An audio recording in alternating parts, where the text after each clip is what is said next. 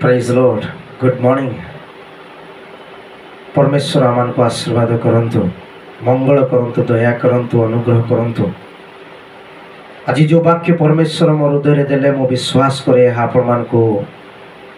आशीर्वाद आड़ को कढ़ई नेब आ परमेश्वर निश्चित भाव में आपण को मत आशीर्वाद करेंगे। बाइबल गोटे अंश जहाँ मत प्रेरणा देला मु आपण मान को उत्साहित करने चाहे। जदि आपण निरुत्साह अच्छी आपण हसुत्साह अच्छे आपण भांगी पड़ी आपण आशा शून्य जाइए आपण को विरोध में अनेक कथा हो परमेश्वर वाक्य लेखागला गीत संहिता तार 58 गीत 11 पद द बुक ऑफ साम 58 वर्स 11 ए प्रकार लेखा अछि तइरे लोक माने कहिबे निश्चय धार्मिक लोक पाई पुरस्कार अछि निश्चय पृथ्वी रे विचार करता एक परमेश्वर अटंती। प्रिय ईश्वर लोक माने साक्ष्य देबे केमती साक्ष्य देबे निश्चय धार्मिक लोक मान को पाई पुरस्कार अछि। परमेश्वर दास दानिएल को पाई षड्यंत्र करागला ताको एते षड्यंत्र करागला ताको सम्मुख रे मृत्यु रखागला सिंहर मुखर सम्मुख रखागला चैलेंजिंग थिला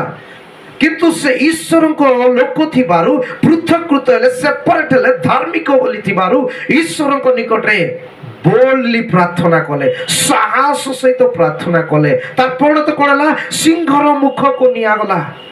किंतु ये पट राजा को परमेश्वर सहीबा को देले नाही। मो कहिबार अर्थ जो माने आपण को ताड़ना करूछंती विचलित करूछंती निराश करूछंती हताश करूछंती आपण को पाई सिंहर गर्त को प्रस्तुत करूछंती सिंहर मुख को नै जिबा पाई चाहुछंती निराश होंतु नाही।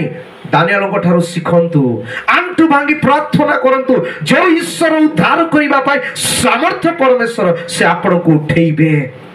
आ लोक माने कहिबे निश्चय निश्चय लोक माने कहिबे धार्मिक मान को पाए परमेश्वर